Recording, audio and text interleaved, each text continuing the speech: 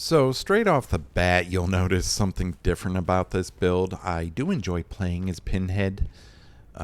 He can be frustrating at times, but he does have a built-in slowdown, so that's always good. It can be a little overwhelming at times for the survivors. But I've had games where I've gone up against good survivors as Pinhead, and they make out just fine. So. But this build is a very unusual one. You'll notice I'm running Predator, Bloodhound, and Shadowborn. Now, the only gen defense perk wow, that was really bad on his part. The only gen defense perk I'm using is Deadlock, which is what I think one of the best gen defense perks in the game. But the other three perks are for a tome challenge, and like in my Bubba video at the Gideon meat plant, like I said that in that video, I really despise these tome challenges. First of all, some of them are not challenging at all. They're just stupid and time consuming. They feel like busy work, honestly.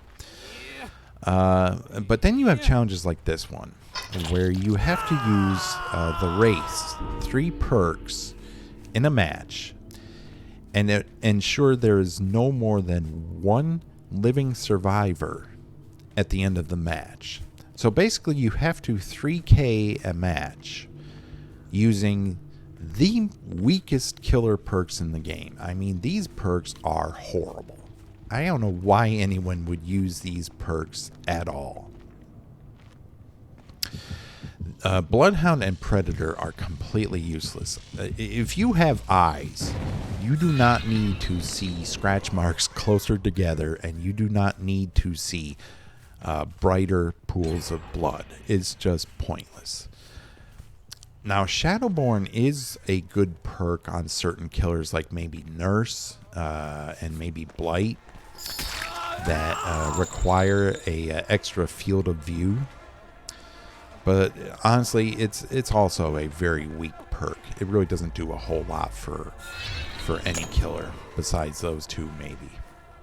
And that's a big maybe. Maybe Oni. Okay, so you'll notice I'm going after this Jake, even though he was just hooked. But I have to win this match. I mean, there is no way around it. If I lose, I don't get this challenge done, and I want these damn challenges done because they are incredibly annoying. And this is a lot of what's wrong with the game right now, I believe, is the devs who come up with these challenges that pretty much make it a necessity for the killer to tunnel survivors of the game. Otherwise, like I said, with a build like this, you are not going to win unless you get survivors out early and often. Now, we are using 2 of the most powerful add-ons Pinhead has. The iridescent one, which hides the lament configuration a certain distance away. So it might help us get chain hunts. I don't know. We'll see. The other one pretty much negates their use of Dead Hard. If they break a possessed chain, then it puts them in deep wound when they're injured, which means their Dead Hard is then completely useless, which is, I think, a very strong add-on. It works very well against the current survivor meta. Dead Hard, off the record, etc. You know, all that stuff. So it is very, very useful. But that's basically what's going to win us this game. It's not this build. This build is not going to help us at all. Deadlock will help us a little bit. But Shadowborn, no. Predator and Bloodhound, not at all. Okay, that's the guy we need. We definitely need that Jake. If we get him and we get him out of the match, that will go a long way towards confirming at least a 3K, I think. I feel, hopefully. Yeah, the reason why I chose Pinhead for this match is because of his built-in slowdown. there has to be at least one survivor who goes and gets that box, which means another survivor would either be in chase or could be healing, or basically the only other survivors, only 2 survivors can actually be on a generator with this build. If you're chasing the guy with the box, then 3 can, sure. But if you're multitasking with the box and chasing a different survivor, then yeah, only 2 can be on a gen, which will help us with slowdown a lot. Especially this build has virtually none. But this is the challenge the devs wants to do for some stupid reason. And I checked the tome. And this is what's really funny. I checked the tome. This is not the first challenge of this type. Going back into the archives, they have this exact same challenge in multiple tomes. I'm not just talking the 3 perks of a certain killer. I'm talking about 3 perks of the Wraith specifically. So they want killers to use the worst perks in the game and somehow still come out with a win. I find that extremely amusing. I mean, the only other perks that would be even worse would be something like Zanshin Tactics. And I'm sure that was in a tome in the archives. I probably did a long time ago and forgot about it. But I would not be surprised if they come up with a new challenge. And it would be challenging. To 3K using only the perk Zanshin Tactics. Because that's how these devs operate. And I thought my jokes were bad.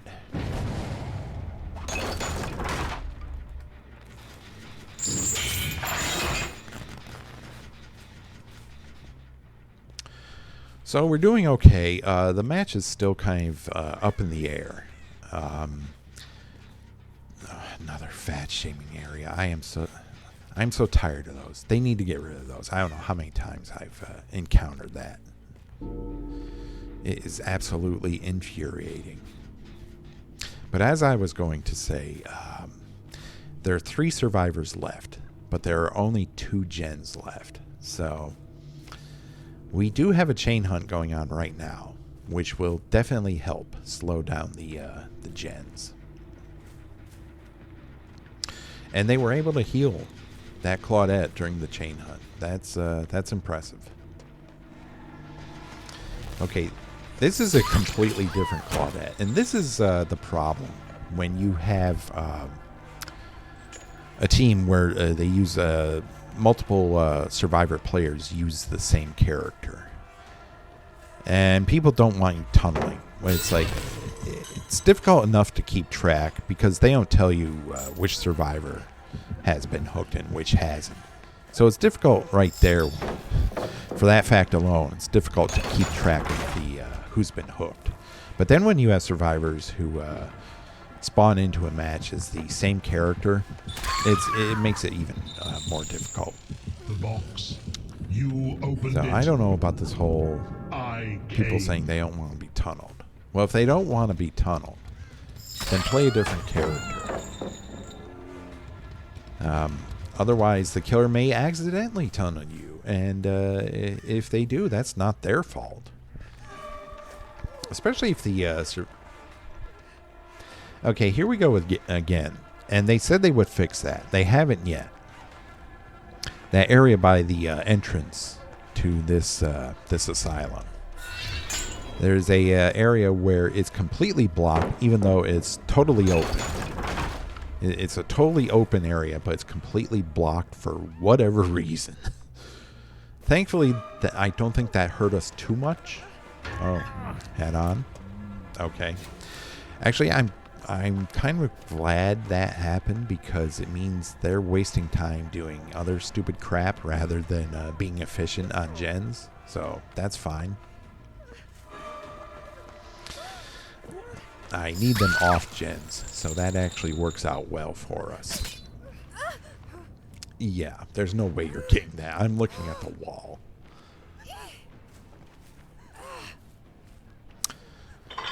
Okay, she's dead. That's good. That was the Claudette we needed. But as I was saying before, I was rudely interrupted by that map design error. Is if you have survivors not only using the same character. Ooh, that's lucky. Not only using the same character, but also using the exact same skin for those characters. Then how is the killer not supposed to tunnel? So a lot of it is also on the survivors to not want to put themselves in a position that encourages tunneling.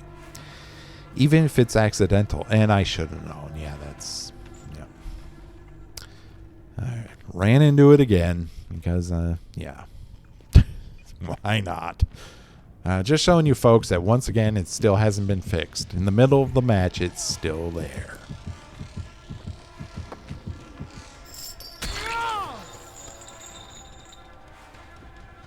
So yeah, a lot of the responsibility for not being tunneled is also on the survivor. Because if you see someone in your lobby, even if you're not part of a team, you know, on a Swift or anything, if you see someone in your lobby wearing the using the same character as you are, and using the exact same skin on that character that you are, some of the tunneling that goes on because of that, it's on you. You know, the killer has enough to keep track of. It's difficult enough to worry about what's going on as the match progresses, because it is a very fast-moving game. Killer is. So, but then there would be that. So I don't have a whole lot of sympathy for survivors who complain about tunneling. Okay, that's his first hook, but there's 2 survivors left. They have 2 gens left to go. It's looking very good for us at this point. All I need to do right now is just find the other Claudette, and it's pretty much game over. Chain hunting is going to start soon, but it's not going to do anything. One of the nerfs to Pinhead from the PTB... Okay, I just heard her fall. There she is. One of the nerfs to Pinhead from the PTB was... if there's 2 survivors in a match, and one is either in the dying state or on a hook, the chain hunt will not actually activate for the remaining survivor, which is kind of stupid. Chain hunt, as well as a slowdown mechanic, is also good for information as to where the survivors are. So if you're denied that information when, like, there's only one mobile survivor in the match, it can be very difficult to find them, especially if they're just waiting out the survivor to die on hook so they can get hatch. So yeah, like in this instance, a chain hunt is on, but since Claudette's on the ground in the dying state, it will not activate for this Dwight. Unfortunately, I am keeping track of where he is. But I don't get the added chain spawning that would slow him down. So that's fine though. We got him. I will get this Dwight up on the hook since he's on second hook and there's no possible way he can 4% and jump off. Oh, please. No tears. They are a waste of good suffering. Enjoy your suffering, Dwight, because, you know, tears are a waste. You really don't need to be crying about it.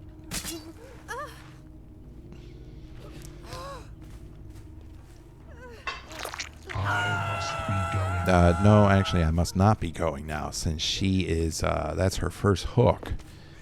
And if she 4%, then I have to worry about her again. So please, game, do not tell me I must be going now, because I do not. I'm not going to be going now. Okay, she's dead. All right, we got the 4K with this extremely crappy build that the devs gave to us, but that's fine. We managed to pull it out. Pull it off, whatever. Okay.